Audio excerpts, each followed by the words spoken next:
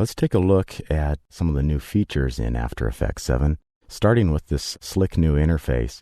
I'll go into more detail of all the interface elements later on, but just to take a quick view of it here, you'll see a few recognizable elements that used to come up as pop-up palettes on your desktop, and they'd be scattered around, and you'd have to keep moving them and get them out of your way, especially the composition window. Anytime you wanted to resize it, you had to move palettes around. Well, now everything's all integrated and kind of moves flexible with each other, and there's some really nice workspaces here. So if I wanted to do some motion tracking on a project, well, I just come down here, my tracker controls are all right here, and I don't have to go open up the palettes and go finding them or exposing them. I can just jump to that and then come back here when I'm done with that. So you've got your text palettes are all here. Render queue popped up there. But if we go back to our standard here, I'll go into more detail later on in the next chapter. Let's look at the Adobe Bridge here.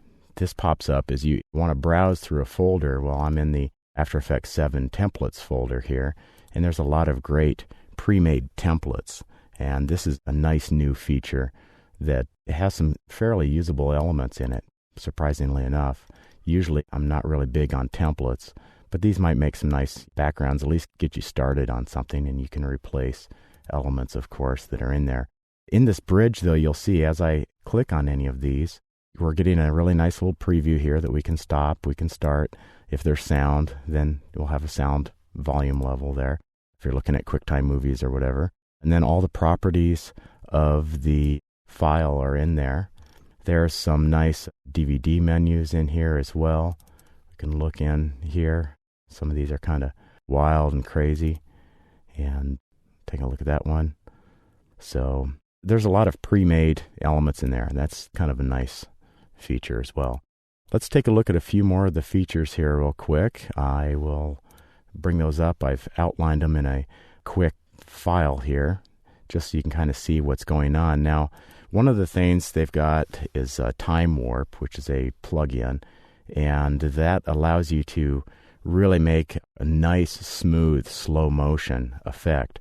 Now, I just brought this movie in, and I did a time stretch on it. I just went to Layer and Time and did time stretch on it.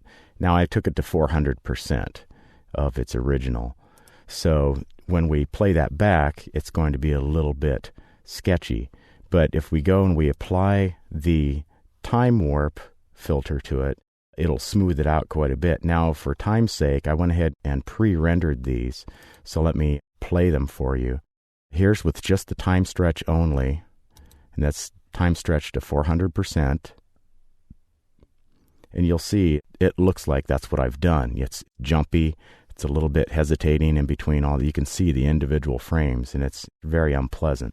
Here's with the Time Warp filter, and it looks like we shot it at high speed and are now just playing it back at normal speed. This is probably the most remarkable time-changing, morphing filter I've ever seen.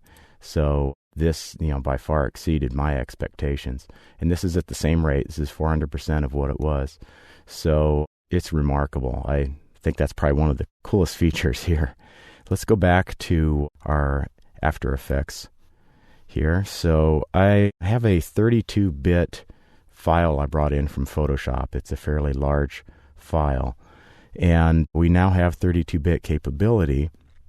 You can convert your project by going to your project settings, and you can change your color depth here. Go to 32 bits. And now we can actually work in 32-bit with this 32-bit file and any coloring that we want to do or any lighting. Now in this one, I applied a little bit of light to it so that we could have a little warmer color control without actually changing the color on the image itself. I did go in and I applied a little exposure to it. And I'll get into this a little more later on as well, how we utilize that plugin. Another blur, there's a few blur plugins that are great. There's the Smart Blur, which I've applied here, and just a 1 pixel radius.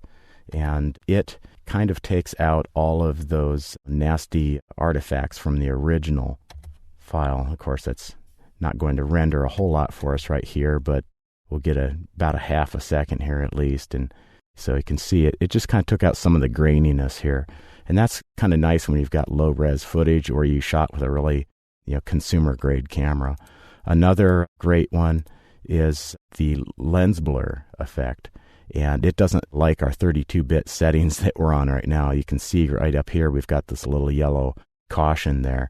So I can go back to, I'll close that, and I can change this back to 8-bit just by holding down the Alt key or Option key. And I just click it once, and it'll convert this back to 8-bit. So that's something to watch. Now let's take a look at this rendered, this lens blur. Let's close our firefighters up here. I've got lens blur pre-rendered as well.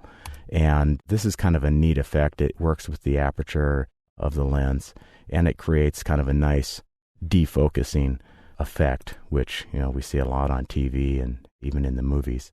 So those are just some of the brief features. If you want to see more in-depth features of all the new features for After Effects 7, there is a short series on lynda.com, which is new features of After Effects 7 that are really in detail. And I'm going to be going into these features a lot more in depth later on in subsequent chapters.